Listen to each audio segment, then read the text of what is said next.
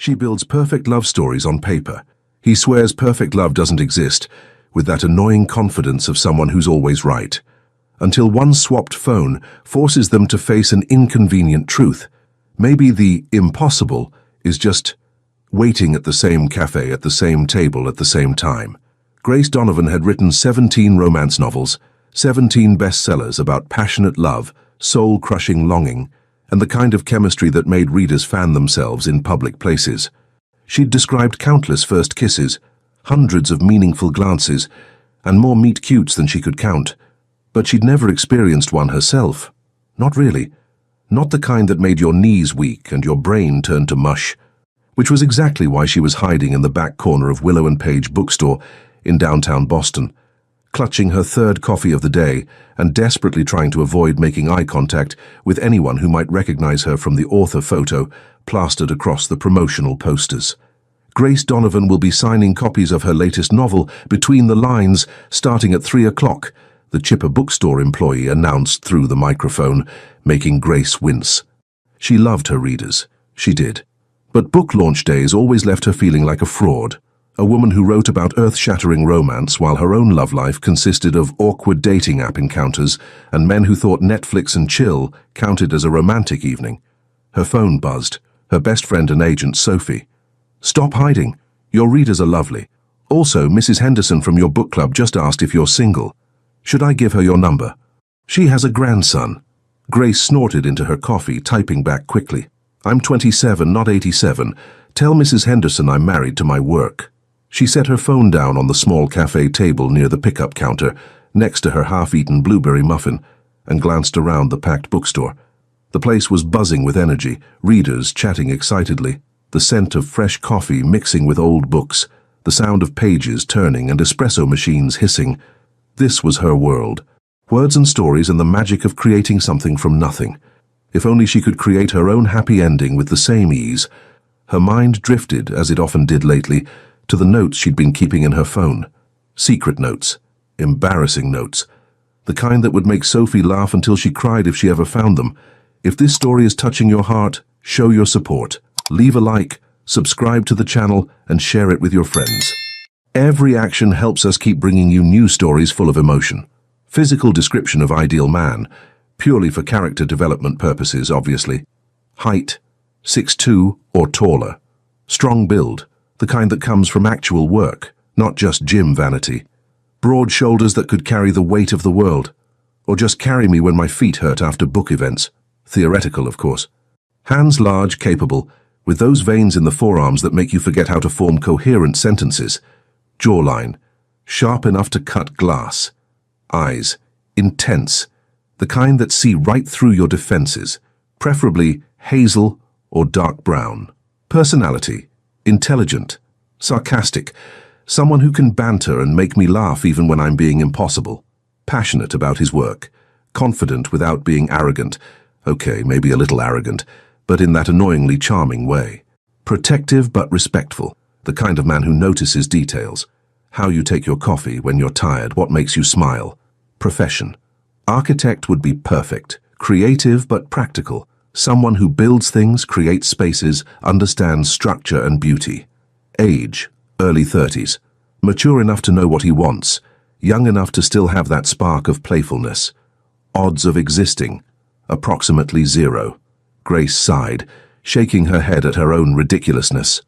She was a romance novelist, creating her perfect book boyfriend in her notes app. How pathetic was that? "Grace, we're ready for you," the bookstore manager called out. She grabbed her phone from the table, or at least, she grabbed a phone from the table, and plastered on her author smile, the one that said confident creator of swoon-worthy fiction, instead of woman who just described her imaginary perfect man in excruciating detail. The signing went smoothly. Grace chatted with readers, personalized books, posed for photos, and managed to sound intelligent when discussing her writing process. She was good at this part. Once she got past the initial anxiety, these people loved her stories. That never stopped being magical. An hour later, as the crowd thinned, Grace noticed a man standing near the architecture section, his back to her. Tall, very tall, with dark hair and impossibly broad shoulders under a charcoal grey Henley that fit him like it had been tailored. He held one of her books in his large hands, studying the back cover. Grace's heart did a weird little flip. "Stop it," she told herself firmly.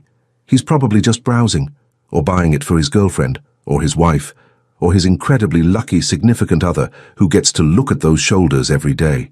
The man turned, and Grace forgot how to breathe. Hazel eyes, sharp jawline, a mouth that quirked up at one corner in what looked like permanent amusement at the world's expense. He caught her staring, raised one eyebrow in a way that should be illegal, and had the audacity to wink before turning back to the book. Grace's brain short-circuited. "That's everyone." Sophie appeared at her elbow, grinning. "You did great. Now let's get you home before you turn into a pumpkin." Grace nodded mutely, still watching the mystery man approach the checkout counter with her book. He bought it. Her brain supplied uselessly. "The hot guy bought your book." She gathered her things in a daze, grabbed her coffee cup and phone from the cafe table where she'd left them earlier, and followed Sophie out into the crisp October afternoon. On the walk home, Grace's phone buzzed with a text from her mother. Except it wasn't from her mother. It was from someone named Mike, site manager. "Hey boss, the Riverside project materials arrived. Want me to start the foundation work Monday?" Grace stared at the message, confused. Then she looked at the phone itself, really looked at it. Same model as hers, same black case, but the wallpaper was different. This one showed architectural blueprints. "Oh no," Grace whispered. "What?" Sophie asked.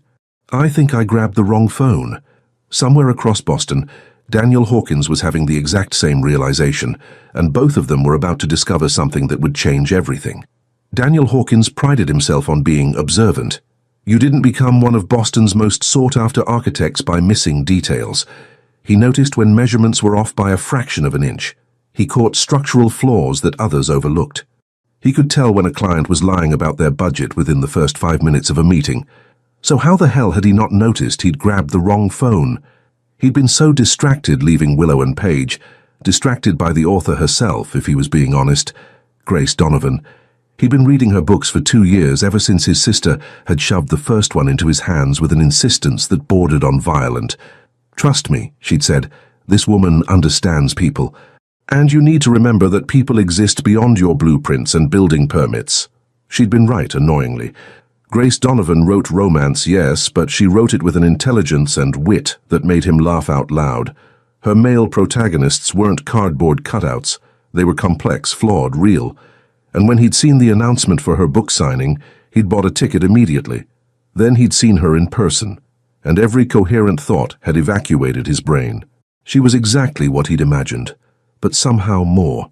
Smaller than he'd pictured, with expressive eyes that seemed to hold entire stories, and a smile that could probably stop traffic. When she'd caught him staring and he'd winked, God, he'd winked like some cocky teenager. He'd wanted to kick himself. Now, sitting in his downtown loft, he stared at the phone in his hand and groaned. Smooth, Hawkins. Really smooth. Attend your favorite author's book signing. Act like an idiot, then steal her phone. That's definitely the way to make a good impression. He should call someone. Figure out whose phone this was. Return it immediately like a decent human being. But first, he needed to close out all the apps that were open.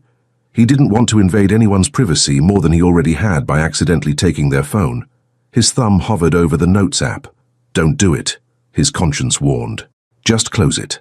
But there was a note with a recent timestamp, and the title caught his eye. Physical description of ideal man, purely for character development purposes, obviously. Daniel's finger moved before his brain could stop it. He read the first line, then the second, then the whole damn thing, his heart rate increasing with each word. Height, 6'2" or taller. He was 6'3". Strong build, the kind that comes from actual work, not just gym vanity. He'd spent his early 20s working construction sites to pay for architecture school. His body showed it. Hands, large, capable, with those veins in the forearms. Daniel looked down at his hands, at the veins that were indeed prominent in his forearms. His sister always said they made him look like a sexy carpenter. He'd thought she was being ridiculous. Jawline, sharp enough to cut glass. Eyes intense, the kind that see right through your defenses, preferably hazel or dark brown. He had his mother's hazel eyes, and he'd been told more than once that his jawline was his best feature. Profession, Architect would be perfect. The phone nearly slipped from his fingers. Age, early 30s. He was 33. No way, Daniel whispered to his empty apartment. This is not happening. But there was more. Personality traits that made his chest tight. The sarcasm, the confidence, the protectiveness. It was like someone had written a blueprint of his personality. And at the bottom, odds of existing, approximately 0. Wrong, he said out loud, standing up and pacing. Dead wrong, sweetheart. This was insane, completely insane. The woman had described him specifically, as her ideal man. In her private notes. Notes she never meant anyone to see. His conscience was screaming at him to stop snooping. But his curiosity, and something deeper, something that felt suspiciously like hope, made him keep looking. He found her contact list, found Mom and Sophie, agent as best friend, occasional life coach. Grace Donovan. This phone belonged to Grace Donovan. The author he'd been low-key obsessed with for 2 years had accidentally described him in her notes. Daniel laughed, a slightly unhinged sound. Okay, universe. I see what you're doing here. Subtle. Real subtle. He should feel guilty about reading her private notes. He did feel guilty, but mostly he felt something else entirely. Possibility. Across town, Grace was having her own crisis.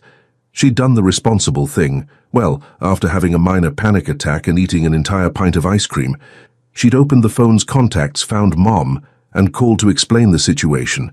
Except the number had gone straight to voicemail, and the voice had been distinctly masculine. You've reached Daniel Hawkins. Leave a message. Daniel Hawkins. Grace had written the name down, planning to call again later, or maybe look him up online to figure out how to return his phone. But first, she'd noticed the Notes app was open. Don't, her better angels whispered. Privacy, boundaries, basic human decency. But the note title was right there. Characteristics of the woman who will make me believe in fate. Grace's finger moved on instinct. She read it. Then read it again, her heart hammering against her ribs so hard it hurt. Profession, writer, preferably novelist. Someone who understands the power of words and uses them like weapons, and comfort in equal measure. Grace wrote novels. Eyes, expressive. The kind that tell stories without words. I want to be able to read entire novels in her glances. Sophie always said Grace's eyes gave away everything she was thinking. Personality. Intelligent, sharp-witted, won't let me get away with my bullshit. Someone who challenges me, makes me think, makes me want to be better. Sweet but strong, I want the whole package, the softness and the steel. Grace's hand was shaking. Physical, not about perfection, about presence. She could walk into a room and make everyone else disappear. A smile that could bring me to my knees. Delicate features that hide strength. There was more. So much more. Details about wanting someone who understood creative passion, who could hold their own in an argument, who loved coffee and books and wasn't afraid of silence. It was her. Every single word was her. Sophie, Grace said into the phone, her voice strangled. Sophie, you need to come over right now. What's wrong? Are you okay? I'm having a mental breakdown. The phone I accidentally took belongs to a man who described me in his notes. Described me, specifically, as his ideal woman, who he thinks doesn't exist. There was a long pause. Then Sophie's delighted laugh rang through the line. Oh my God! Grace! This is the meet cute to end all meet cutes. This is literally the plot of one of your books. This is not funny. This is fate, Sophie supplied helpfully. Grace wanted to argue, wanted to insist it was just a weird coincidence, a fluke, a cosmic joke. But deep down in the part of her that wrote about impossible love and believed in it against all logic, she wondered, maybe Sophie was right. Maybe the universe had just handed her the plot twist of a lifetime. And maybe, just maybe, her odds of existing approximately 0 man was out there right now, reading her notes and thinking the exact same thing. Grace arrived at Willow and Page 15 minutes early, which was ridiculous. She was a grown woman, a successful author, perfectly capable of handling a simple phone exchange without turning into a nervous wreck. Except her hands were sweating, and she'd changed outfits 3 times, and she'd applied lipstick, then wiped it off, then reapplied it because Sophie had given her a look that said, "You're being an idiot, but I love you anyway." It's just a phone swap, Grace muttered to herself, gripping her coffee cup like a lifeline. 2 minutes. Exchange phones, say thank you, leave, simple. The cafe was moderately busy for a Saturday morning. She'd chosen a table near the window, giving her a clear view of everyone entering. Her heart jumped every time the door opened. Then he walked in. Grace's brain went completely offline, because Daniel Hawkins wasn't just attractive, he was devastating. Tall, so tall she had to tilt her head back to meet his eyes when he spotted her and walked over. Broad shoulders under a navy blue sweater that clung to what was clearly a very well-maintained physique. Dark hair slightly messy, like he'd run his hands through it repeatedly. And those eyes, hazel, intense, exactly as she'd written, locked onto hers with an expression she couldn't quite read. Grace Donovan? His voice was deep, with a hint of roughness that did absolutely inappropriate things to her nervous system. That's me. She stood up too quickly, nearly knocking over her coffee. You must be Daniel Hawkins. Guilty. He smiled and Grace forgot how to breathe properly. Thanks for meeting me. I have to admit this is the weirdest phone exchange I've ever been part of. Same. She laughed, hoping she sounded normal and not like someone whose brain had turned to complete mush. I mean, I've never actually swapped phones with anyone before, so technically it's my only phone exchange, but still. Weird. Stop talking, her brain screamed. You're babbling. Daniel's smile widened, like he found her rambling charming instead of pathetic. He reached into his jacket pocket and pulled out her phone. I believe this belongs to you. Grace handed him his phone at the same time, and their fingers brushed. The contact lasted maybe 2 seconds, but it felt electric, like touching a live wire. Both of them pulled back slightly, eyes meeting. The air between them seemed to thicken. So, Daniel said, his voice slightly rougher than before. Did you... He paused and Grace could see him wrestling with something. Did you happen to notice anything interesting on my phone? Grace's face went hot. I might have accidentally seen your notes app was open. I tried not to look, but I read yours too, he admitted, and something in his expression shifted, became more open, more vulnerable. The one about character development. Oh God, he knew. He'd read her embarrassingly detailed description of her ideal man. The man who was currently standing in front of her, looking exactly like she'd described. That's... Grace started, but words failed her. It's not... it's okay, Daniel said quietly. He stepped closer, and Grace caught the scent of his cologne, something woodsy and warm. Because I need to tell you something, and it's probably going to sound insane. More insane than accidentally describing each other in our private notes, Grace asked, finding her voice again. His eyes widened slightly. So you did notice. Kind of hard not to. You described a writer with expressive eyes who loves coffee and books. I'm standing in a bookstore cafe holding my 3rd coffee of the day. Daniel laughed, the sound genuine and warm. Fair point. And you described an architect who's tall, has hands with prominent veins. He held up his hands demonstratively, and is sarcastic but protective. Also has a sharp jawline, Grace added, before she could stop herself, then immediately wanted to sink into the floor. Not that I was staring at your jawline, I was just observing, for character research purposes. Character research, Daniel repeated, his tone teasing. Is that what we're calling it? Grace narrowed her eyes at him, finding solid ground in banter. Are you making fun of me? Absolutely. His smile was devastating, but only because you're incredibly cute when you're flustered. I'm not flustered, Grace protested, very obviously flustered. Right, and I'm not standing here thinking about how you're exactly what I described in my notes. Down to the way you challenged me in the first 5 minutes of meeting me. The teasing tone had shifted into something more serious, more honest. Grace's heart was pounding so hard she was sure he could hear it. This is crazy, she whispered. Completely insane, Daniel agreed. But he didn't move away. If anything, he leaned slightly closer. Can I ask you something? Sure. Why did you write that description? The ideal man thing? Grace bit her lip, debating how honest to be with a complete stranger who somehow didn't feel like a stranger at all. I write romance for a living. I create these perfect love stories, these incredible men who say all the right things and do all the romantic gestures. And sometimes I wonder if I'm just making it all up, if that kind of connection even exists in real life. Understanding flickered in Daniel's eyes. And you were trying to figure out what you'd want, if it did exist. Exactly. She paused. What about you? Why describe your ideal woman? He ran a hand through his hair, looking almost embarrassed. Honestly? I just finished reading your latest book, and the way you write about connection, about two people seeing each other, really seeing each other. It made me realize I've been settling, dating people who look good on paper but don't make me feel anything. So you made a list of what would make you feel something. Yeah. And apparently I described you. He shook his head, smiling. The universe has a twisted sense of humor. Or really good timing, Grace countered. They stood there, neither moving, the cafe buzzing around them but feeling miles away. Grace knew she should say goodbye, take her phone and leave. This was too much, too fast, too impossibly perfect to be real, but she didn't want to leave. Can I buy you a coffee? Daniel asked suddenly. I know you already have one, but maybe you'd want another. Or we could just sit, talk. I promise to only moderately embarrass myself.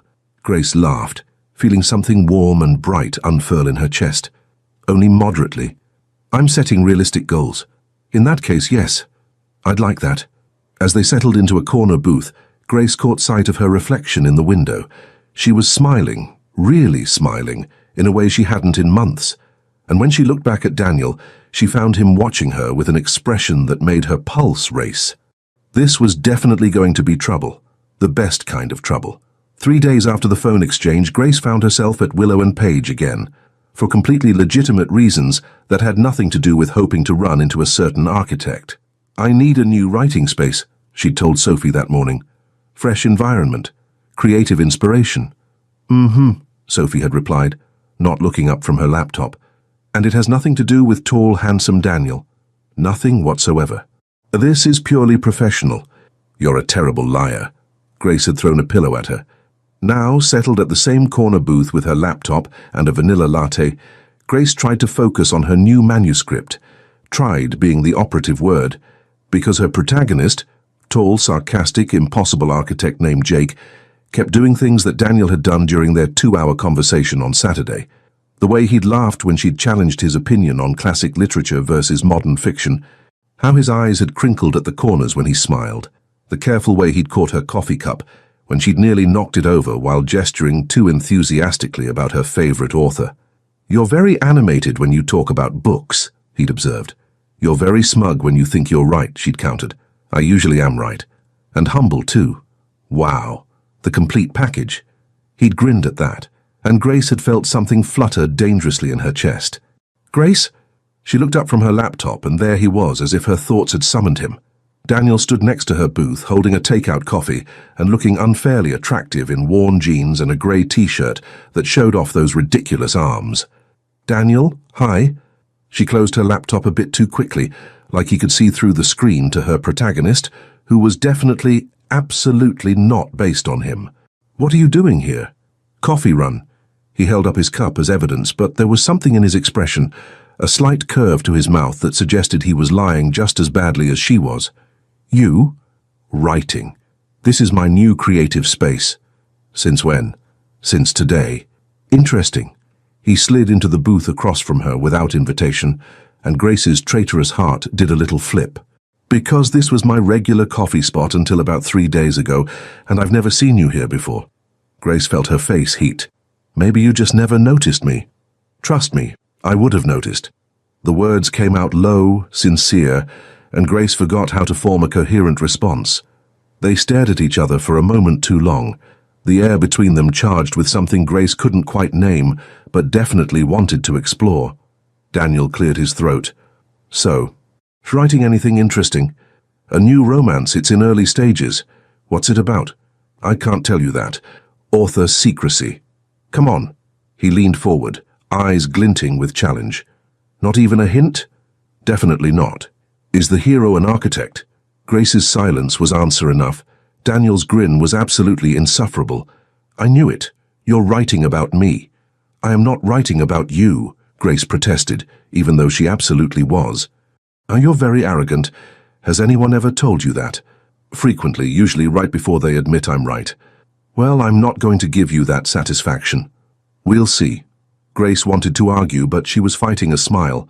This back and forth, this spark, was exactly what she'd been missing in every relationship she'd tried. The mental challenge, the playfulness, the feeling that she could be completely herself, and it would be enough. More than enough, if the way Daniel was looking at her was any indication. "How's the Riverside project?" she asked, remembering the text message she'd seen on his phone. Daniel raised an eyebrow. "You remember that?" "I have a good memory for details." "Occupational hazard?" "It's going well. We broke ground yesterday." He paused. "Actually, it's a residential complex. Luxury condos, but designed to feel like community spaces. Lots of natural light, reading nooks, shared gardens. I've been trying to incorporate elements that make people want to stay home, you know? Make it feel less like a building and more like a life." Grace felt her chest tighten at the passion in his voice. This was the thing about Daniel that had struck her during their first real conversation. He didn't just design buildings, he designed experiences, feelings, homes. "That sounds beautiful," she said softly. "You should see it sometime. The site, I mean. If you want. For research." He added the last part quickly, like he was giving them both an out. Grace absolutely should say no. She'd known this man for 3 days. This was moving too fast, felt too intense, was probably destined to crash and burn spectacularly. "I'd like that," she heard herself say instead. Daniel's smile could have lit up the entire cafe. "Yeah? Yeah. But only if you let me interview you about architecture. For the book. The book you're definitely not writing about me." "Exactly that one." "Deal." He extended his hand across the table, and when Grace shook it, neither of them let go immediately. His hand was warm, strong, with calluses that spoke of hands-on work, despite his successful firm. Grace was acutely aware of how well her smaller hand fit in his. "I should probably let you get back to writing," Daniel said, but he still didn't move. "You probably should," Grace agreed, making no effort to pull her hand away. They sat there, hands linked, grinning at each other like idiots. "This is going to sound crazy," Daniel started. "Most things do lately. I can't stop thinking about you. Since Saturday, since we met. And I know that's ridiculous because I barely know you, but I can't stop thinking about you either," Grace interrupted, her heart pounding. "I've been coming here every day hoping to accidentally run into you." "Every day?" "Shut up, don't look so smug." "I've been doing the same thing," he admitted. "This is my 4th coffee run today. My assistant thinks I've developed a caffeine addiction." Grace burst out laughing, and Daniel joined in, the sound warm and genuine and absolutely perfect. "We're ridiculous," Grace said. "Completely." Daniel squeezed her hand gently. "Want to be ridiculous together? Have dinner with me. Tomorrow night." Grace knew she should think about it, play it cool, not seem too eager. But she was 27 years old, and life was too short to play games when something felt this right. "Yes, definitely yes." "Yeah." "Stop fishing for compliments. You already know I'm interested. I like hearing you say it. Well, I like your stupid smug face, so I guess we're even." Daniel laughed, and Grace felt something click into place. Like a chapter ending exactly where it should, setting up the next part of the story perfectly. She didn't know where this was going. Didn't know if the universe had actually handed her a real-life romance, or if this would end up being just another lesson in why fairy tales don't exist. But looking at Daniel, at the way he was looking at her, Grace thought maybe, just maybe, she was willing to find out. Grace had been on plenty of first dates. Awkward coffee meetings, stilted dinners where conversation died after 15 minutes, walks that ended with, "I'll call you," that really meant, "Please never contact me again." This was nothing like that.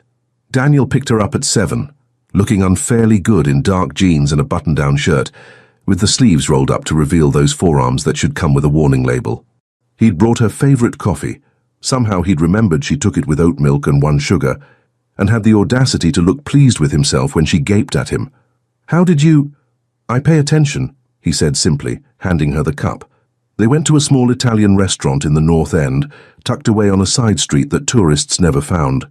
The kind of place where the owner knew Daniel by name and gave Grace an approving nod that made her blush. "So," Daniel said after they'd ordered, leaning back in his chair with that slight smile that never failed to make her heart skip, "tell me something about Grace Donovan that isn't in your author bio." "That's a broad question." "I'm a broad question kind of guy." Grace laughed, taking a sip of her wine. Okay, I'm terrified of birds, like irrationally terrified. A pigeon flew at me when I was 7, and I've never recovered. Daniel's eyebrows shot up. Birds. Really? Don't laugh. I'm not laughing. He was definitely fighting a smile. What about swans, eagles, tiny little chickadees? All of them. Feathered menaces, everyone. Grace Donovan, best-selling romance novelist, afraid of sparrows. You promised not to laugh. I'm not laughing at you. I'm laughing at the mental image of you running from a pigeon. Grace threw her napkin at him. He caught it easily, grinning like he'd won the lottery. Your turn, she demanded. Tell me something embarrassing about Daniel Hawkins. He considered for a moment, then leaned forward conspiratorially. I can't cook, at all. I once set off the fire alarm making toast. Toast? How do you burn toast that badly? I got distracted by a client call and forgot about it. The entire building had to evacuate. Mrs. Chen from 4B still won't make eye contact with me. Grace burst out laughing, the sound loud enough to make nearby diners glance over. Oh my God. That's terrible. It gets worse. The firefighters showed up and found me standing outside in my boxers because I'd been getting dressed when the alarm went off. One of them took a photo. It's apparently still circulating at the firehouse. No. I wish I was kidding. But he was grinning, clearly not that embarrassed. My sister has a copy. She threatens to post it on social media whenever I annoy her. I like your sister already. She'd like you too. She's been harassing me to bring someone to family dinner for years. The words hung in the air between them, weighted with implication. They'd known each other for less than a week, but already Daniel was thinking about her meeting his family. Grace should feel panicked. Instead, she felt excited.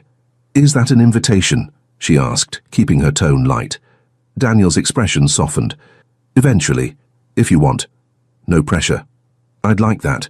His smile could have melted ice caps. Dinner stretched into hours. They talked about everything. His childhood in South Boston, her growing up in Providence, their college years, bad relationships that taught them what they didn't want. Grace found herself sharing things she rarely told anyone. Her insecurity about her writing, her fear that she was a fraud who'd eventually be exposed, her complicated relationship with her mother, who thought romance novels were a waste of your potential. Daniel listened without judgment, without trying to fix it, just listened. And when she finished, he reached across the table and took her hand.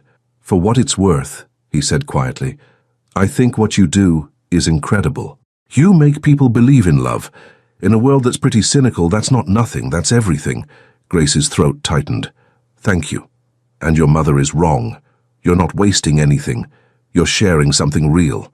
Have you always been this intense? Grace asked, trying to lighten the moment before she started crying in the middle of a restaurant. Only when I care about something. His thumb traced circles on her palm, and Grace forgot how to breathe properly. Or someone. The air between them felt electric. Grace was acutely aware of every point of contact, his hand on hers, his knee brushing against hers under the table, the way his eyes seemed to see straight through her carefully constructed walls. I want to kiss you, Daniel said, voice low. Grace's heart stopped. What's stopping you? The fact that when I kiss you, it's going to be somewhere more private than a crowded restaurant. Because I don't plan on stopping quickly. Heat flooded through Grace's entire body. That's very presumptuous. What makes you think I want you to kiss me? The way you keep looking at my mouth. The way you're holding my hand like you don't want to let go. The way you're breathing faster right now. I hate that you notice everything. No, you don't. He was right. She didn't. They left the restaurant around 11, both reluctant to end the evening. Daniel walked her back to her apartment, their hands linked. Comfortable silence filling the spaces between conversation. At her door, Grace turned to face him, very aware that this was the moment. The goodnight kiss. The thing that would either confirm everything she was feeling or reveal that the chemistry was all in her head. Daniel stepped closer, one hand coming up to cup her cheek. His thumb brushed over her bottom lip, and Grace's knees actually went weak. Can I see you again? He asked. Tomorrow? That's really eager. I'm a really eager guy when it comes to you, Grace smiled. I'm supposed to interview you for research, remember? Right, the book. His eyes sparkled with amusement. The one that's definitely not about me.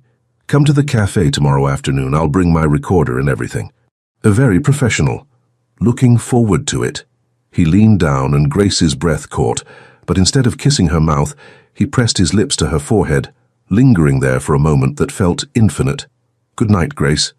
Then he was walking away, leaving Grace standing in her doorway feeling like she'd just run a marathon and wanted to do it all over again. Inside, she immediately called Sophie. "He didn't kiss me," Grace announced. "What? Why not?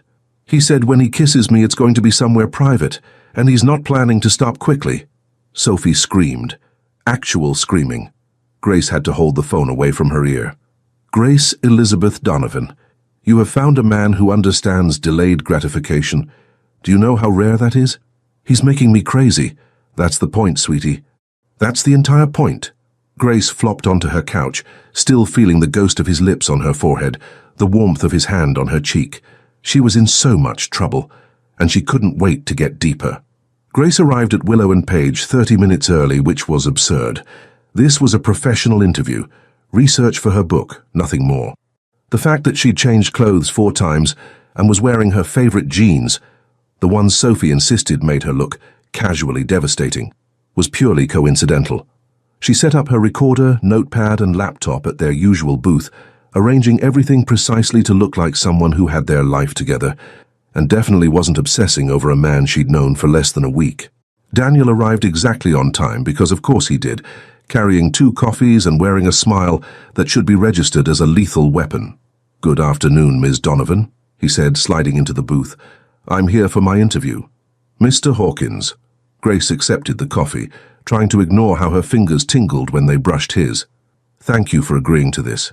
Happy to help with your research." His eyes sparkled with mischief. "For the book that's definitely not about me." "Correct. Shall we begin?" Grace clicked on her recorder and opened her notepad, determined to be professional. "How did you get into architecture?" Daniel settled back, getting comfortable. "My dad was a carpenter. I grew up on construction sites, watching him build things from nothing. He'd show me blueprints, explain how structures worked, why certain designs were stronger than others. So I was fascinated by the idea that you could create spaces that changed how people felt." Grace wrote notes, trying not to be charmed by the warmth in his voice when he talked about his father. "And that's what drives you? Creating feeling?" "Yeah. Buildings aren't just structures, they're experiences. A well-designed home should make you feel safe. A good office should inspire productivity, but not feel oppressive. Spaces shape our lives in ways we don't always recognize." "That's beautiful," Grace said softly, then caught herself. "I mean, that's a very useful perspective for my character." "Right. Your character." Daniel leaned forward, close enough that she could smell his cologne. "What else do you need to know about your definitely fictional architect? What's your design philosophy?" "I believe in natural light, in creating flow between spaces, in making sure every room has a purpose but doesn't feel locked into that purpose. Flexibility, adaptability, like life." Grace scribbled notes, trying to focus on the words and not the way his hands moved when he talked. Those hands that had held hers at dinner, that had touched her face so gently last night. "How do you handle difficult clients?" she asked. "Charm and stubbornness in equal measure." "That tracks," Daniel grinned.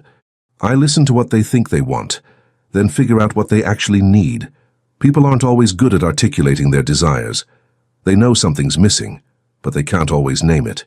Grace looked up from her notes and found him watching her with an intensity that made her stomach flip.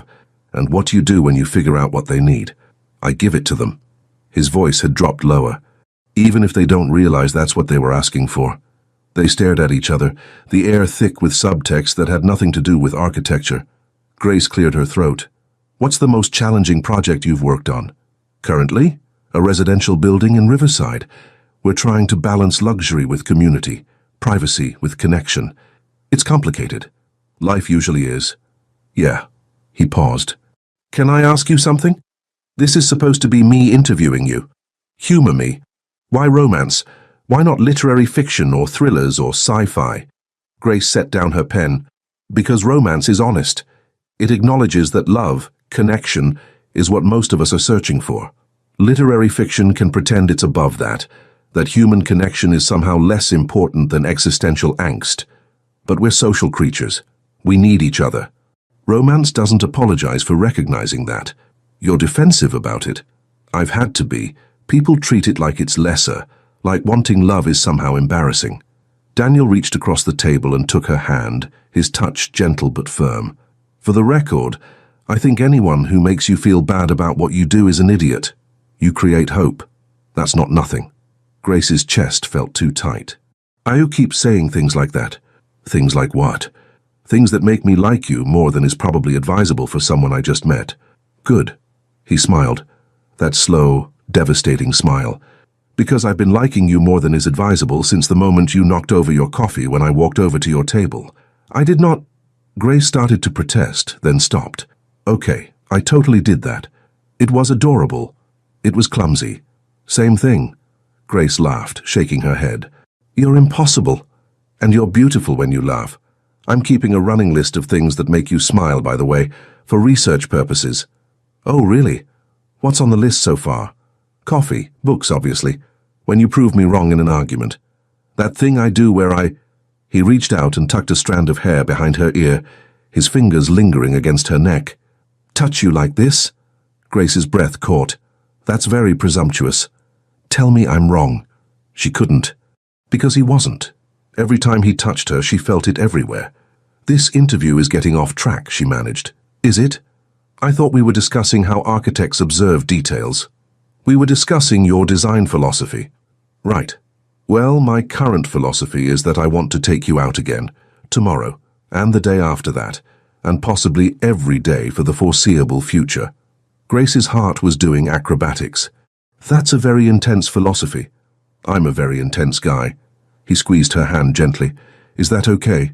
Am I moving too fast? Grace thought about her previous relationships, the ones that fizzled because neither person cared enough to try. The safe, boring dates that never led anywhere because there was no spark, no chemistry, no reason to take a risk. This was different. This was terrifying and exhilarating, and felt like standing on the edge of something that could either be amazing or destroy her completely. No, she said honestly. You're moving at exactly the right speed. Yeah? Yeah. But I have one condition. Name it. You have to let me see the Riverside site for research. Daniel's grin was triumphant. I was hoping you'd ask. How's Thursday? Thursday's perfect. They sat there, hands linked across the table, grinning at each other like teenagers instead of grown adults who should know better. Grace's recorder was still running, capturing everything. Later, when she listened back to transcribe her notes, she'd hear the moment when professional research became something else entirely. The moment when she stopped pretending this was about a book and admitted, at least to herself, that this was about them. And she'd smile, remembering the way Daniel had looked at her, like she was the answer to a question he'd been asking his entire life. Thursday arrived, wrapped in autumn sunshine, and Grace's increasing awareness that she was in way over her head. She'd dressed practically for a construction site, jeans, boots, a lightweight jacket, but had still managed to spend 20 minutes on her hair. Because she was pathetic, obviously. Daniel picked her up in his truck, looking unfairly attractive in work boots, jeans, and a Henley that should be illegal in 17 states. He handed her a hard hat as she climbed in. Safety first, he said, grinning at her expression. This is going to mess up my hair. Your hair looks perfect. It'll look perfect with a hard hat too. Smooth talker. I try. The Riverside site was a 20-minute drive, filled with easy conversation and the kind of comfortable silence that usually took months to develop. Daniel's hand rested on the gear shift, and twice Grace almost reached for it before chickening out. The third time he caught her looking, and simply took her hand himself, lacing their fingers together without taking his eyes off the road. Better? He asked. Grace's heart did that stupid fluttering thing again. Much. The construction site was organized chaos. Workers in hard hats, the smell of fresh concrete, the sound of machinery and shouted instructions. Daniel parked and came around to open her door, which made her roll her eyes even as it made her stomach flip. I can open my own door, you know. I know. I want to do it anyway. Humor me. He helped her down from the truck, his hands on her waist lingering just a moment longer than necessary. Then he placed the hard hat on her head, adjusting it carefully and smiling at the result. What? Grace demanded. You look adorable. I look like a construction worker. An adorable construction worker. Grace swatted his arm, and he caught her hand, pulling her closer. For a moment she thought he might kiss her right there in the parking lot. Instead, he pressed his forehead to hers, eyes closed. "You're making this very difficult," he murmured. "Making what difficult?" "Taking things slow, being a gentleman, not kissing you every 5 seconds." Grace's breath caught. "Who asked you to be a gentleman?" Daniel's eyes opened, dark with something that made her pulse race. "Grace." "Daniel, you're not helping." "Good." He groaned but smiled, stepping back and taking her hand again. "Come on, let me show you what we're building before I completely lose my mind." The sight was incredible. Daniel walked her through the foundation, explaining load-bearing walls and sustainable materials with a passion that was genuinely captivating. He introduced her to his site manager, Mike, who gave her a knowing look that made her blush. "So you're the writer," Mike said, grinning. "Boss man hasn't shut up about you all week." "Mike," Daniel warned. "What?" "It's true. Yesterday you spent 15 minutes explaining why we needed to adjust the window placement because Grace would say the morning light matters." Grace looked at Daniel, who had the decency to look slightly embarrassed. "You did that?" "Natural light is important," he said defensively. "Uh-huh, sure that's why." Mike winked at Grace. "I'll leave you two alone. Try not to fall into any holes, ma'am." Boss man would lose his mind. As Mike walked away, Grace turned to Daniel. "You've been talking about me." "Maybe." "What have you been saying?" "That you're smart, funny, beautiful, completely infuriating." He smiled. "That I'm in trouble." "Good trouble or bad trouble?" "The best kind." They continued the tour, Daniel explaining his vision for the complex.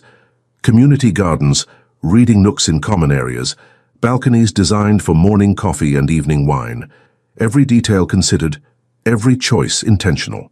Grace was taking notes on her phone, genuinely fascinated, when she stepped backward to get a better angle for a photo and her boot caught on a piece of rebar. She went down hard, catching herself on her palms.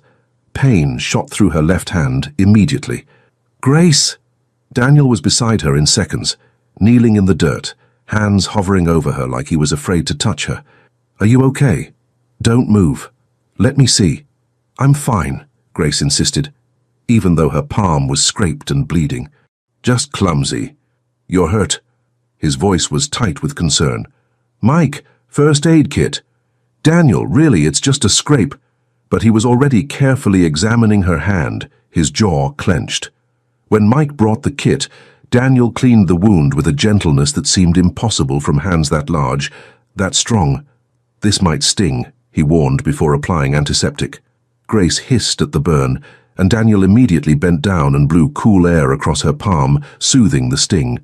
The gesture was so unexpected, so tender, that Grace forgot about the pain entirely. "Better?" he asked, looking up at her. Their faces were inches apart. Grace could count the flecks of gold in his hazel eyes, could see the concern written across his features. "Yeah," she whispered. Daniel wrapped her hand carefully in gauze, securing it with medical tape. His fingers lingered on her wrist, thumb brushing over her pulse point. "I should have been paying more attention," he said quietly. "Should have made sure the site was safer for you. Daniel, it's not your fault I'm clumsy. I don't care, you're hurt. On my watch, in my space." His eyes met hers, intense and serious. "That's unacceptable." Grace's chest felt tight. "It's a scraped palm, not a mortal injury." "Doesn't matter, He stopped, seeming to wrestle with something. "You're important, to me." So this matters. The world seemed to shrink to just the two of them, kneeling in construction dust, her bandaged hand in his. "I'm important to you?" Grace asked softly. "Grace." He said her name like a confession. "You have no idea." Someone wolf whistled from across the site, breaking the moment.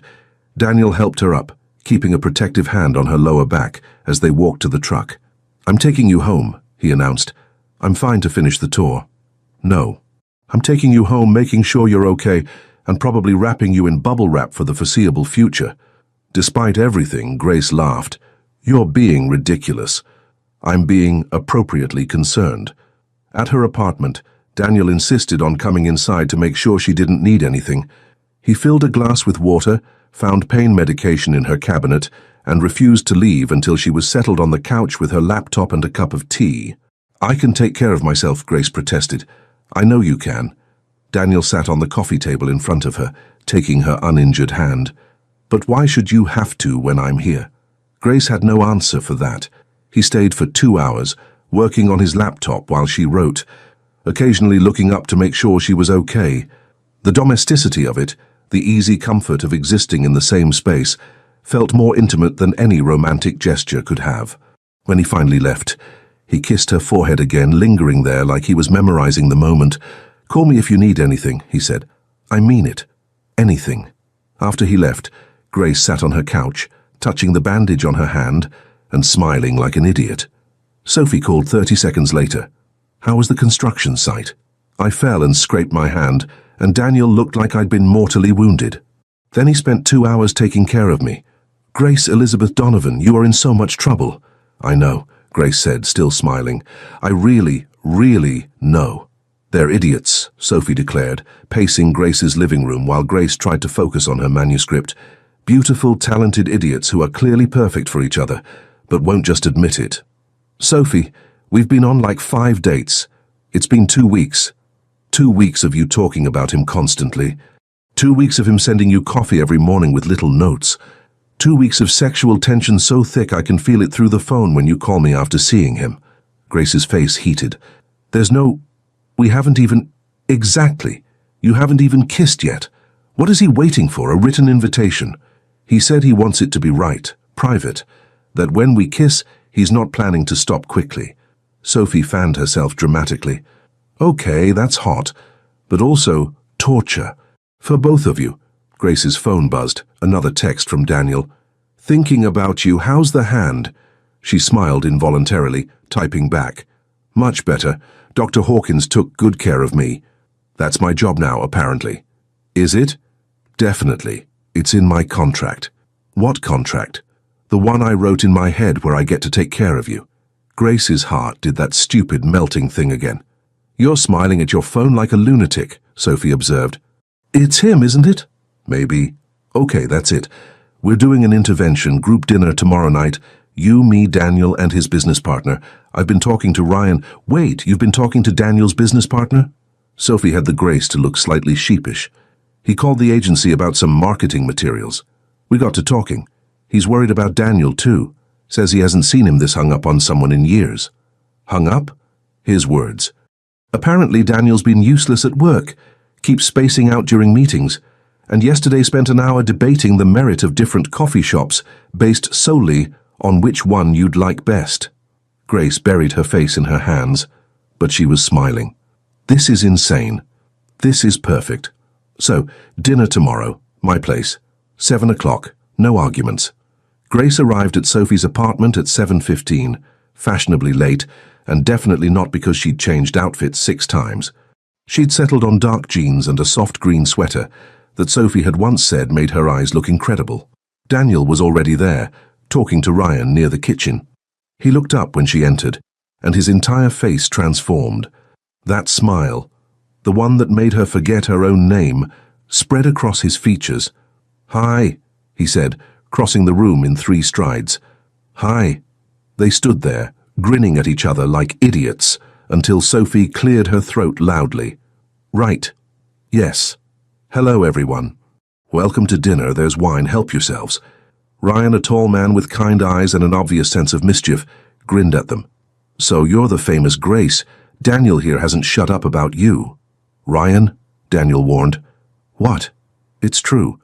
Last week you spent an entire client meeting doodling her name in the margins of your notes." Grace laughed as Daniel's ears turned red. "You doodled my name?" "I was thinking," Daniel protested. "Sure you were, boss," Ryan said, winking at Grace. "Very professional thinking." Dinner was chaotic and wonderful. Sophie and Ryan tag-teamed their merciless teasing, pointing out every time Daniel and Grace gravitated toward each other, finished each other's sentences, or got lost in their own private conversation. "They're doing it again," Sophie announced, when Grace and Daniel started debating the merit of happy endings in literature versus realistic endings. "Completely gone," Ryan agreed. "We could set the table on fire and they wouldn't notice." "We can hear you," Grace said, not looking away from Daniel. "Doesn't matter. You're in your own world." Daniel's hand had found hers under the table at some point, their fingers intertwined like it was the most natural thing in the world. After dinner, they migrated to Sophie's small balcony. The October air was crisp, and Grace shivered slightly. Immediately, Daniel shrugged off his jacket and draped it around her shoulders. "I'm fine," Grace protested weakly. "You're cold." He pulled the jacket tighter around her, hands lingering on her shoulders. "Better? You're going to freeze." "Worth it." They were standing close, the city lights of Boston twinkling below them. Daniel reached up and, with infinite gentleness, tucked a strand of hair that had escaped her ponytail behind her ear. His fingers trailed down her neck, feather-light, and Grace stopped breathing entirely. "You do that a lot," she whispered. "Do what?" "Touch my hair, my face." "Sorry, don't apologize, I like it." His hand cupped her cheek, thumb brushing across her cheekbone. "Grace." "Daniel, I really want to kiss you right now. What's stopping you?" "Sophie's watching us through the window." Grace glanced over, and sure enough, Sophie and Ryan were pressed against the glass, like kids at an aquarium making exaggerated kissy faces. Grace burst out laughing, and Daniel joined in, pressing his forehead to hers. "Our friends are ridiculous," he said. "Completely. But they're right about one thing." "What's that?" "I'm definitely hung up on you." Grace's heart raced. "Yeah?" "Yeah. Completely, embarrassingly hung up. I think about you all the time. When I'm working, when I'm trying to sleep, when I should be paying attention to literally anything else." "I think about you, too," Grace admitted. "All the time. It's actually becoming a problem. I wrote you into 3 different chapters today. The book that's not about me? That one." Daniel smiled, that slow, devastating smile that made her knees weak. "Good. Write me into every chapter. I want to be in all of them." "That's very demanding." "I'm a very demanding guy when it comes to you." The door opened and Sophie stuck her head out. "Okay, lovebirds. Dessert is ready. Stop making googly eyes at each other and come inside before you freeze." "We're not making googly eyes," Grace protested. "You absolutely are," Ryan called from inside. "It's adorable and nauseating in equal measure." Later, when Daniel walked Grace to her car, he stopped her before she could open the door. "This was nice," he said, "even with the merciless teasing." "It was. I like Ryan. He likes you. Gave me a thumbs up when you weren't looking. Subtle. Not his strong suit." Daniel took both her hands in his. "Can I see you this weekend? There's a gallery opening Saturday. My friend's architecture photography exhibition. I'd love for you to come with me." "Like a date?" "Exactly like a date." "Then yes. Definitely yes." He kissed her forehead again, and Grace was starting to associate that gesture with feeling cherished, cared for, seen. "Good night, Grace." "Good night, Daniel." She drove home in his jacket, which smelled like him, wood and coffee and something uniquely Daniel, and added it to the growing list of things she never wanted to give back. Her phone buzzed as she pulled into her parking spot. "Made it home safe. Just pulled in. You're very protective, you know. Only of things that matter." Grace sat in her car, reading that message over and over, smiling until her cheeks hurt. Yeah, she was definitely in trouble. The very best kind. Grace spent Saturday afternoon in a state of controlled panic. The gallery opening was fancy. Daniel had mentioned cocktail attire, and she wanted to look perfect. Not desperate to impress perfect, but effortlessly beautiful perfect, which was infinitely harder to achieve. She settled on a burgundy dress that hugged her curves without being too obvious about it, paired with heels that made her legs look good, but wouldn't kill her feet after an hour. Her hair fell in soft waves, and she'd done her makeup with extra care. When she opened the door to Daniel, his reaction made every minute of preparation worth it. He froze, eyes widening, his mouth literally falling open. "Wow. Too much?" Grace asked, suddenly self-conscious. "No, not too much. Perfect. You're—" He seemed to struggle for words. "Grace, you look absolutely stunning." He looked pretty stunning himself in dark slacks and a charcoal dress shirt that somehow made his eyes even more striking. When he helped her into his truck, his hand on her lower back sent electricity down her spine. The gallery was packed with Boston's creative elite. Artists, architects, photographers, all mingling with champagne and opinions. Daniel kept a possessive hand on Grace's waist as they navigated through the crowd, introducing her to colleagues and friends. "This is Grace Donovan," he'd say, and there was something in his voice, pride, affection, that made her chest tight. She's a novelist. They were admiring a particularly striking photograph of the Boston skyline when a woman approached. Tall, blonde, beautiful, in that intimidating way that made Grace feel instantly inadequate. "Daniel!" She air-kissed both his cheeks, completely ignoring Grace. "It's been ages, you look amazing." "Vanessa, hi." Daniel's voice was polite but cool. "This is Grace. Grace, this is Vanessa Chen. We worked together a few years ago." "Worked together?" Vanessa laughed, a sound like wind chimes. "That's one way to put it." She finally looked at Grace, her smile not quite reaching her eyes. "Daniel and I were engaged, briefly." Grace felt like she'd been punched. "Oh, very briefly," Daniel emphasized, his hand tightening on Grace's waist. "It didn't work out." "Because you were married to your work," Vanessa said, trailing her fingers down Daniel's arm in a way that made Grace want to break something. Preferably Vanessa's perfectly manicured hand. "I always wondered if you'd find someone who could compete with your blueprints." Grace felt Daniel tense beside her. Before he could respond, she stepped forward, sliding her arm around his waist with a smile that was pure sugar over steel. "Luckily, I don't have to compete," Grace said sweetly. "I just have to be interesting enough to distract him, which, judging by the amount of time he spends thinking about me during work meetings, seems to be going well." Daniel coughed, trying to hide a laugh. Vanessa's smile became strained. "How lovely," Vanessa said. "Well, I won't keep you." "Enjoy the exhibition, Daniel. Call me sometime. We should catch up." She glided away, and Daniel immediately turned to Grace, eyes dancing with amusement and something darker. "Jealous?" "Absolutely not. You called me out for thinking about you during meetings." "Ryan told me that. I was simply stating facts." "You were marking territory." "I was doing no such thing." Daniel leaned down, his mouth next to her ear. It was incredibly hot. Grace shivered, turning to look at him. They were standing too close, the gallery fading into background noise. "She's your ex-fiancée?" "For about 6 months, 3 years ago. She wanted me to give up the firm, move to New York, work for her father's company. I said no. She left. Do you regret it?" "Not even a little." His hand came up to cup her face. "If I'd said yes, I wouldn't be here with you right now. So no.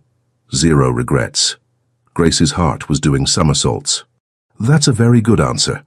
I'm occasionally capable of good answers." They moved through the gallery, discussing the photographs, debating composition and meaning. Grace loved watching Daniel analyze the architectural details, the way his whole face lit up when he explained why certain shots worked. "You really love what you do," she observed. "Almost as much as I love—" He stopped, eyes widening slightly, like he'd almost said something he wasn't ready to say. Grace's breath caught. "Almost as much as you love what?" "Coffee," he finished, but his ears were red. "I really love coffee." "Smooth save." "I thought so." Later, they stood in front of a photograph of the Boston Public Library, and Daniel's phone buzzed. He glanced at it and frowned. "Everything okay?" Grace asked. "Just work. The Riverside project, there's an issue with one of the permits. I need to handle it Monday." "Is it serious?" "Nothing I can't fix." He put his phone away, refocusing on her completely. "I'm not thinking about work right now." "No, what are you thinking about?" Daniel's eyes dropped to her mouth. "How much I want to kiss you. How I've wanted to kiss you since the moment I saw you at the bookstore. How every time we're together, it gets harder to remember why I'm waiting." Grace's pulse was racing. "Why are you waiting?" "Because when I kiss you—" His voice was low, rough. "I want to do it right. I want to make sure you know this isn't casual for me. That you're not just someone I'm attracted to, you're—" He seemed to struggle for words. "You're everything I didn't know I was looking for." Grace couldn't breathe. "Daniel. And I'm terrified," he continued, "because I've never felt like this. And if I kiss you, there's no going back. I'm all in, completely. And I need to know—" "I'm all in too," Grace interrupted. "I have been since you winked at me in the bookstore like an overconfident idiot." Daniel laughed, the sound relieved and joyful. "Overconfident idiot. The most attractive overconfident idiot I've ever seen. That's better." They left the gallery shortly after, the tension between them electric. Daniel drove her home, and at her door they stood in the hallway, neither quite ready to say goodnight. "Thank you for tonight," Grace said. Thank you for putting Vanessa in her place. That was my favorite part. I wasn't jealous. You were adorably jealous. Shut up. Daniel laughed, pulling her into a hug. Grace melted into him, breathing in his scent, feeling the solid warmth of his chest against her cheek. His arms around her felt like the safest place in the world. Soon, he whispered into her hair, I promise. Soon I'm going to kiss you properly, and you're going to forget every other kiss you've ever had. Grace pulled back to look at him. That's very confident. I'm a very confident guy.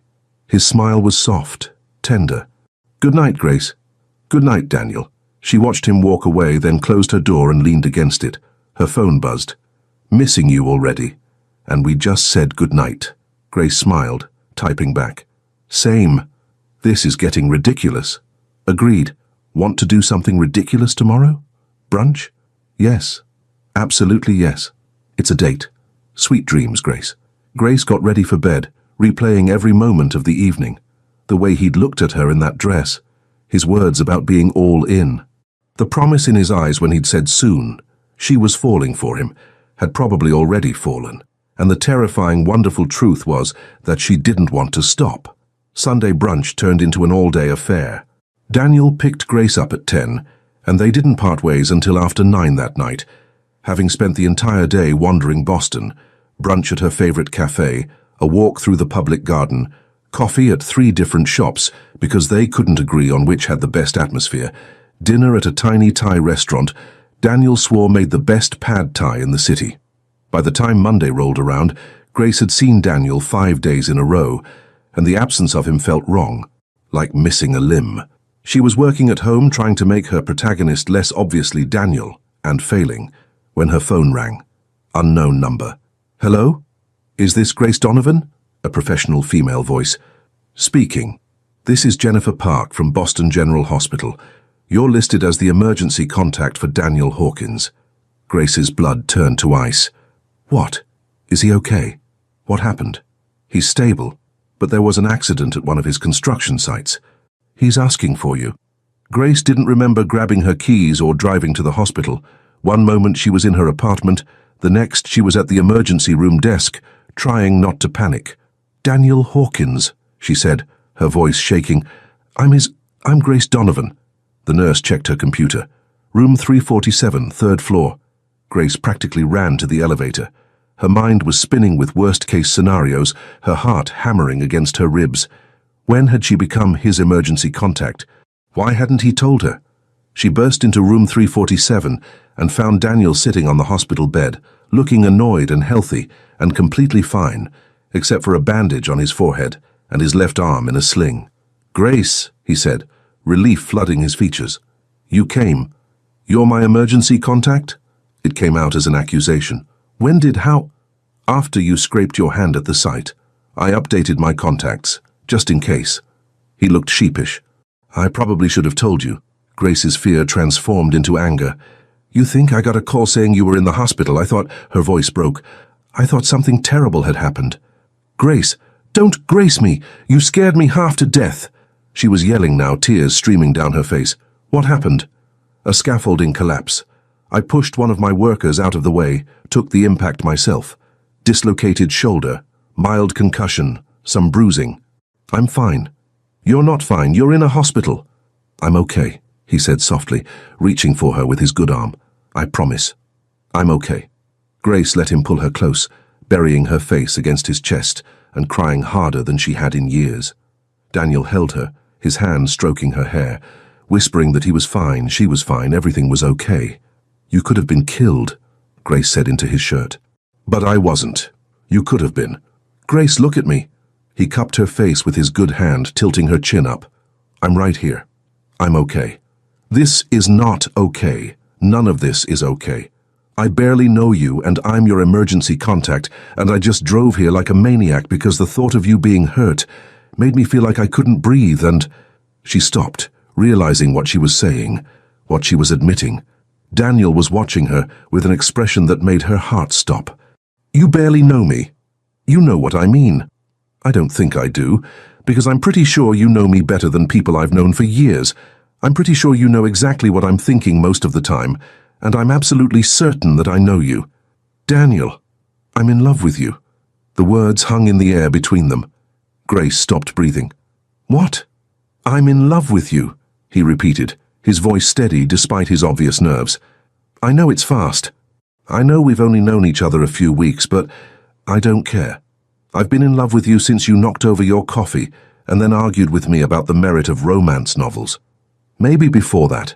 Maybe since I read your books and thought, whoever writes like this understands how I see the world." Grace couldn't speak. Her entire body was shaking. "You don't have to say it back," Daniel continued quickly.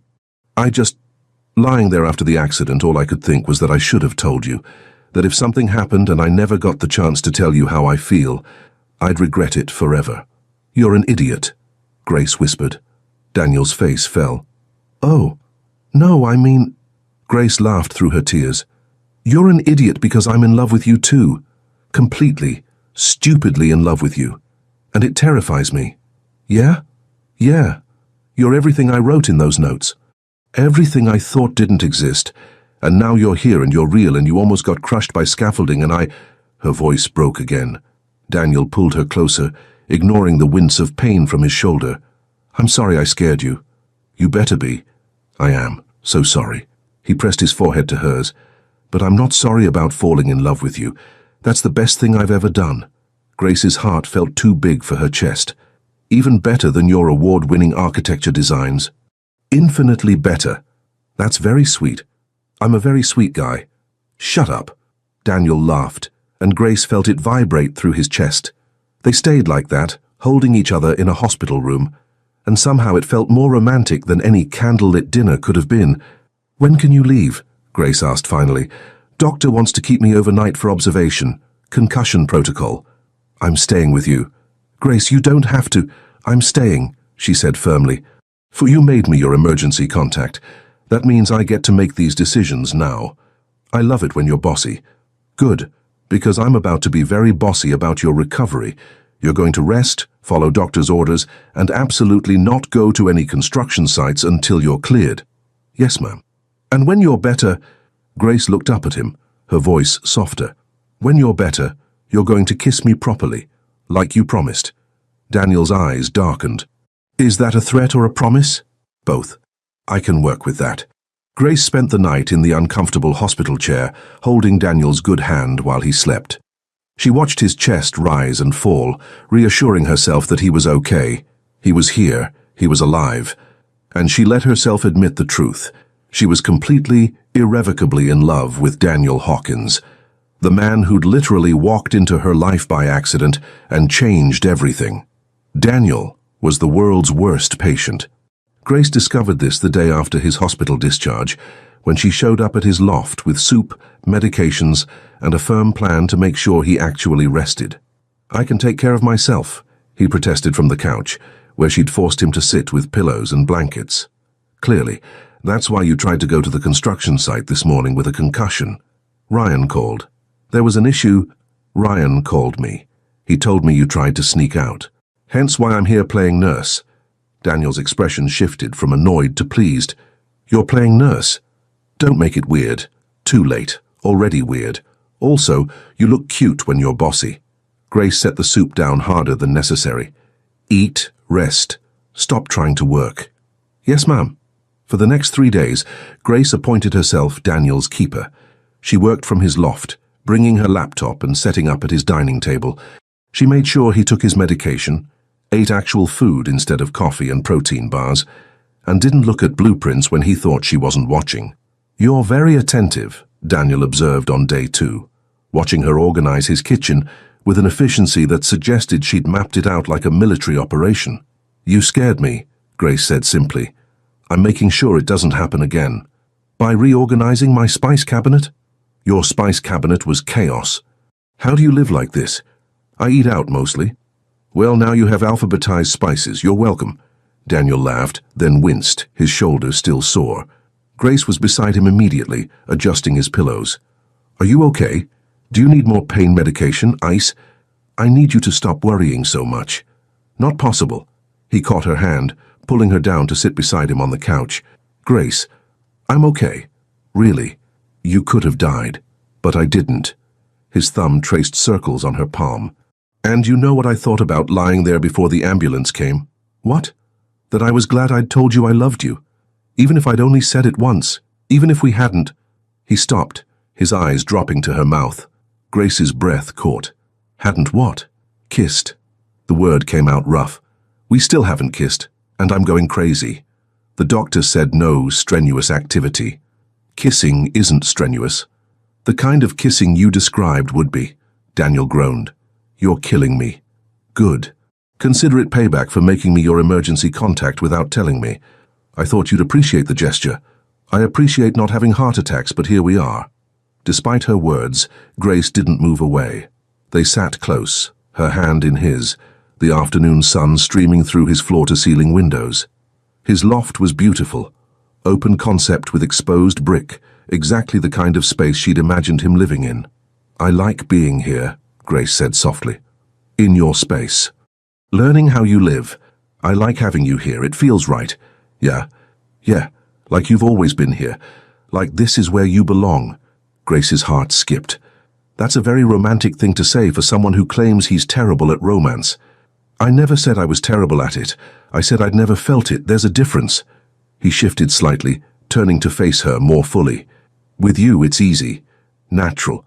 I don't have to think about what to say or do. I just feel. What do you feel right now? Daniel's eyes were intense, serious.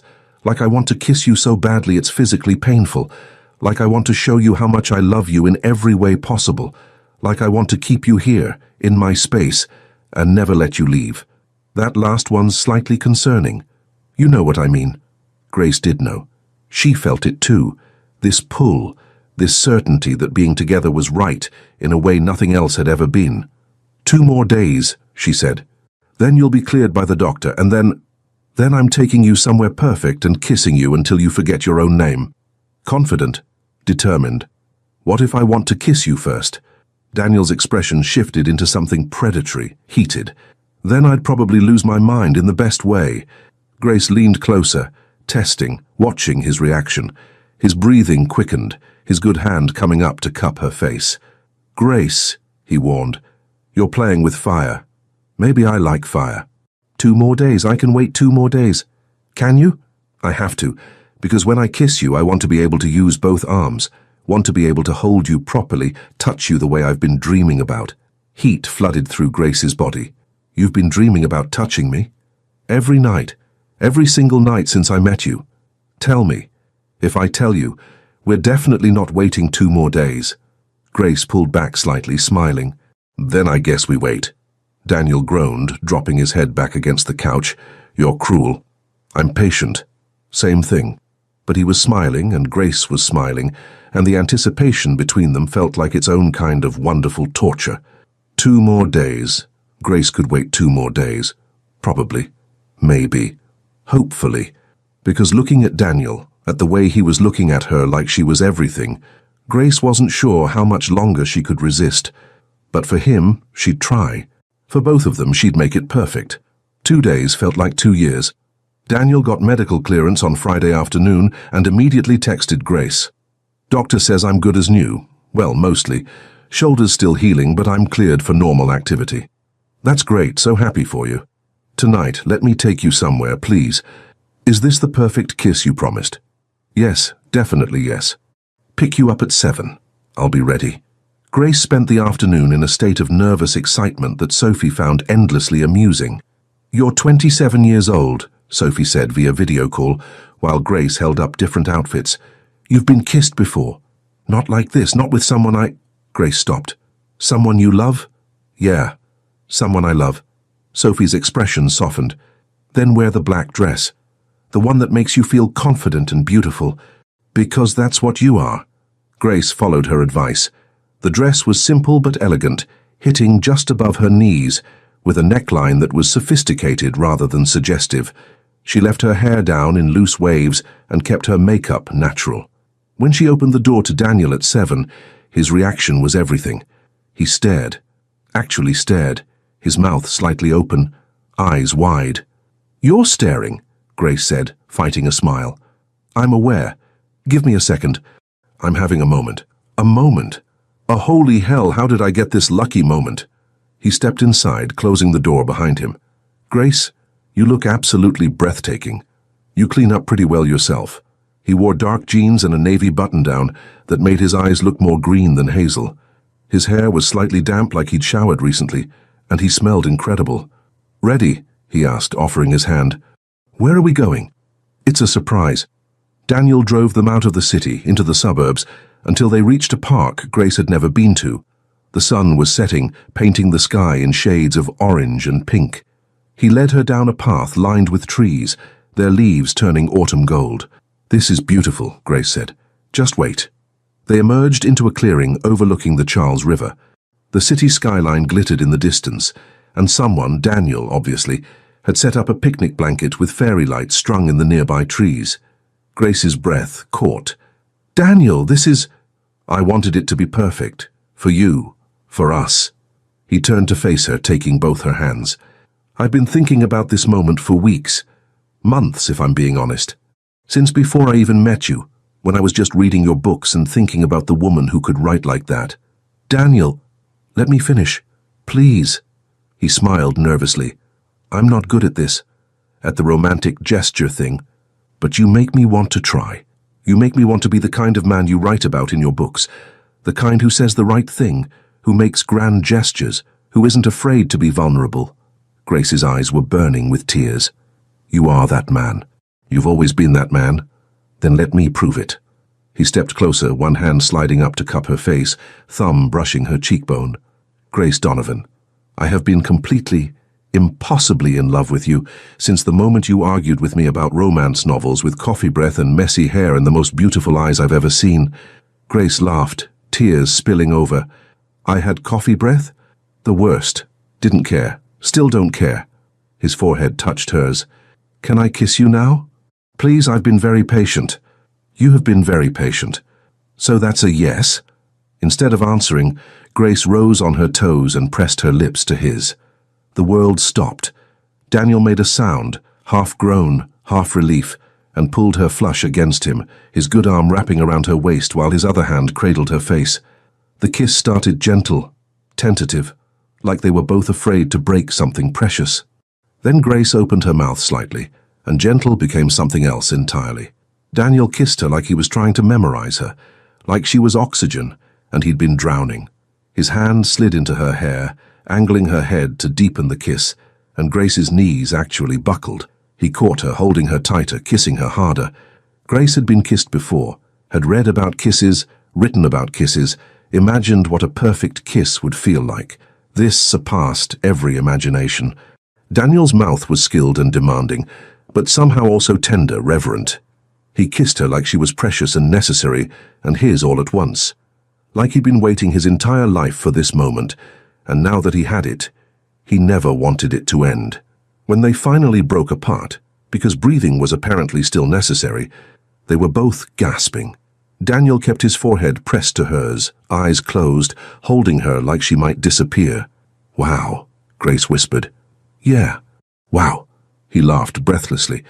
I've been dreaming about that for so long. Reality is so much better. Kiss me again. Gladly. This time was slower, deeper. Daniel's hands roamed her back, her sides, touching her like he was learning her by feel. Grace's fingers tangled in his hair, and when she tugged slightly, he groaned against her mouth in a way that made heat pool low in her belly. They kissed until the sun fully set, until the fairy lights were the only illumination, until Grace couldn't remember what it felt like not to be kissing Daniel Hawkins. Finally, they collapsed onto the picnic blanket, Grace tucked against Daniel's good side, both of them grinning like idiots. That was worth the wait, Grace said. Understatement of the century. He kissed her forehead, her temple, her cheek. I love you. So much. Impossibly much. I love you too. Even when you're stubborn and overconfident and terrible at following doctor's orders. Especially then? Especially then. They stayed there for hours, talking and kissing and watching the stars. And Grace thought about the notes she'd written, the impossible man she'd described, the odds of existing approximately zero love she'd dreamed about. Sometimes, apparently, the universe had a sense of humor. And sometimes it gave you exactly what you needed, even when you didn't believe it was possible. Grace fell asleep in Daniel's arms, knowing with absolute certainty that this was just the beginning. Their beginning. Perfect and real, and more than she'd ever dared to hope for. 3 weeks after their first kiss, Grace woke up in Daniel's bed for the first time. Not like that. Not yet. They'd fallen asleep watching a movie, tangled together on his couch. Daniel had carried her to bed around midnight, tucked her in, and, despite her protests, slept on the couch himself because, "I want to do this right." Grace had wanted to murder him and kiss him in equal measure. Now, sunlight streamed through the windows, and she could hear Daniel moving around in the kitchen. The smell of coffee drifted through the loft. She found him at the stove, shirtless, attempting to make pancakes. The results were questionable. "Are those supposed to be round?" Grace asked from the doorway.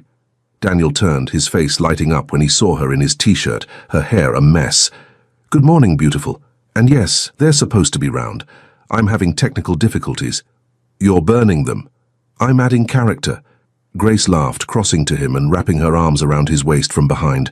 She pressed her cheek to his back, feeling the warmth of his skin, the steady beat of his heart. "I could get used to this," she murmured. Daniel turned in her arms, abandoning the pancakes entirely. "Yeah? Yeah. Waking up with you. Coffee. Terrible pancakes." "They're not terrible. They're rustic. They're burnt. Rustic burnt." Grace stood on her toes and kissed him, tasting coffee and possibility. Daniel's hands settled on her hips, holding her close. "Stay," he said when they broke apart. "Tonight. For real. Not just falling asleep by accident." Grace's heart stuttered. "Daniel, I'm not asking for... I just want you here, in my space, in my bed. Even if we're just sleeping. I sleep better when you're here." "That's very sweet. I'm a very sweet guy." "You are." Grace traced her fingers along his jaw. "But what if I'm not interested in just sleeping?" Daniel's eyes darkened. "Grace, I love you. I want to be with you. Completely." She felt her cheeks heat, but pushed forward. "I've been thinking about it. A lot. About us. About this." "Are you sure?" His hands came up to cup her face, thumbs brushing her cheekbones. "We don't have to rush. We've been dating for almost 2 months. We've been in love for longer. I don't think that's rushing."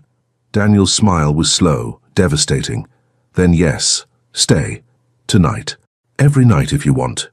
They spent the day together, walked through the city, had lunch at a cafe where Daniel spent more time watching her than eating, visited a bookstore where Grace bought 3 new novels, and Daniel bought them all just to see her excited.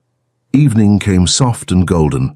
They cooked dinner together, Grace actually cooking while Daniel mostly distracted her with kisses to her neck and shoulders. They danced in his kitchen to music from his phone, laughing when Daniel accidentally stepped on her toes. "I thought architects were supposed to be good with spatial awareness," Grace teased. "I'm distracted by how beautiful you are." "Smooth. I try." When the dishes were done and the wine glasses empty, they stood in his bedroom, the city lights twinkling outside the floor-to-ceiling windows. Grace's nerves kicked in, not because she doubted this, doubted them, but because this felt significant, important, like a door opening to something she couldn't take back. Daniel seemed to sense her hesitation. He took her hand, bringing it to his lips. "We don't have to do anything," he said softly. "We can just be together. That's enough for me." "It's not nerves about you," Grace said honestly. "It's just, this matters. You matter. You matter too, so much." He stepped closer, his free hand sliding into her hair. "I want to show you. Want to worship every inch of you. Want to make you feel how much I love you." Grace's breath caught. "Then show me." What followed was tender and intense, fumbling and perfect all at once. Daniel touched her like she was precious, like he was memorizing every curve, every sound she made. He whispered how beautiful she was, how much he loved her, how long he'd dreamed of this. Grace discovered that Daniel was attentive and generous, that he paid attention to what made her gasp, what made her whisper his name. She learned the taste of his skin, the feeling of his weight, the way he looked at her like she was everything. They took their time, exploring and discovering, laughing at awkward moments and gasping at perfect ones, and when they finally came together, it felt like coming home. Afterward, they lay tangled together, Grace's head on Daniel's chest, his fingers tracing lazy patterns on her back. "That was..." Grace started. "Yeah." Daniel agreed, his voice rough. Definitely, yeah. Very articulate. You've broken my brain. I'm allowed to be inarticulate. Grace laughed, pressing a kiss to his chest. I love you. I love you too. So much. He tilted her chin up, kissing her softly. Stay forever? That's a big ask. I'm a big ask kind of guy. Grace smiled against his lips. Then yes, forever sounds perfect. They fell asleep, wrapped around each other, and Grace dreamed of futures and forevers, and the impossible man who'd become her everything. 5 months after their first kiss, Daniel asked Grace to meet him at Willow and Page. Our usual spot? Grace asked over the phone. Actually, I was thinking the cafe counter, where we first swapped phones. Grace's heart skipped. That's oddly specific. Humor me? Always. She arrived to find the cafe section roped off, fairy lights strung everywhere, and Daniel standing by their original table wearing a suit and the most nervous expression she'd ever seen on his face. Daniel, what's going on? Grace. He took her hand, leading her to the exact spot where they'd accidentally grabbed each other's phones. This is where it started, where the universe decided to play matchmaker through a very complicated phone swap. I remember. I've been thinking about that day, about the odds, about how we both described each other in our notes before we'd even met, about how impossibly perfect that is. Grace's eyes were already filling with tears. Daniel, let me finish, please. He smiled, nervous but determined. I don't believe in fate. I believe in architecture, in structure, in things you can build with your hands. But you made me believe in something more, in connections that defy logic, in love that feels written in the stars. He dropped to one knee, pulling a small velvet box from his pocket. Grace's hand flew to her mouth. Oh my God. Grace Donovan. You're everything I described in those notes and everything I didn't know to describe. You're smart and beautiful and kind, and you argue with me about everything, and I love it. I love you. Completely. Impossibly. Forever. He opened the box, revealing a simple, elegant ring. Marry me. Build a life with me. Let me spend every day proving that the man you wrote about in your notes is real, and he's yours. Grace was crying, laughing, nodding. Yes. Yes, of course, yes. Daniel stood, sliding the ring onto her finger with shaking hands, then pulling her into a kiss that made the dozen people watching from outside the ropes cheer. I love you, Grace said against his lips. My impossible, perfect, ridiculous man. Your fiancé, Daniel corrected, grinning. I'm your fiancé now. That sounds really good. It does, doesn't it? They got married 4 months later in a small ceremony at the park where they'd first kissed. Sophie cried. Ryan gave the most embarrassing best man speech in history. Daniel's sister showed Grace the infamous firefighter photo, and Grace loved him even more. Their honeymoon was 2 weeks in Italy, where they got lost in Venice, argued about the best pasta in Rome, and Daniel sketched buildings while Grace wrote in cafes. This is perfect, Grace said one evening in Florence, watching the sunset from their hotel balcony. You're perfect, Daniel countered, pulling her into his arms. Cheesy. You love it. I really do. 1 year after their wedding, Grace walked into Daniel's home office, their home office now, holding something behind her back. I need your professional opinion, she said, trying to keep her voice steady. Daniel looked up from his blueprints, immediately focused. On what? On a design project. A very important one. Okay, show me. Grace pulled out a children's book about baby rooms and placed it on his desk. I need architectural consultation. For a nursery. Daniel stared at the book, then at Grace, then at the book again. Grace. His voice was barely a whisper. I'm pregnant. He was out of his chair in seconds, lifting her off her feet and spinning her around, laughing with pure joy. When he set her down, his eyes were wet. We're having a baby. We're having a baby. Daniel dropped to his knees, pressing his forehead to her still flat stomach. Hey, little one, I'm your dad and I already love you so much. Grace ran her fingers through his hair, crying happy tears. What do you think? Can you design us a nursery? Daniel looked up at her, grinning through tears. I can design you anything. A nursery, a bigger house, a whole world for our family. Just the nursery for now. Deal. He stood, pulling her close. You just became my masterpiece, you know that? I thought your buildings were your masterpieces. Buildings are just structures. You, our family, you're my life's work, my greatest achievement. Grace kissed him, tasting salt and joy and future. You always know exactly what to say. Only with you, only ever with you. They stood there holding each other, thinking about swapped phones and impossible odds and notes that predicted a future neither of them had believed could exist. Sometimes the universe had a plan. Sometimes that plan involved a crowded bookstore, two identical phones, and the courage to believe that the person you described in your dreams might actually be real. And sometimes, just sometimes, you got your fairy tale ending, complete with coffee, arguments, laughter, and love that lasted forever. Leave your comment and share this story with someone special. It truly helps us keep bringing new stories to you. And if you want to follow every chapter of this emotional journey, subscribe to the channel and turn on the notification bell. Your support makes all the difference.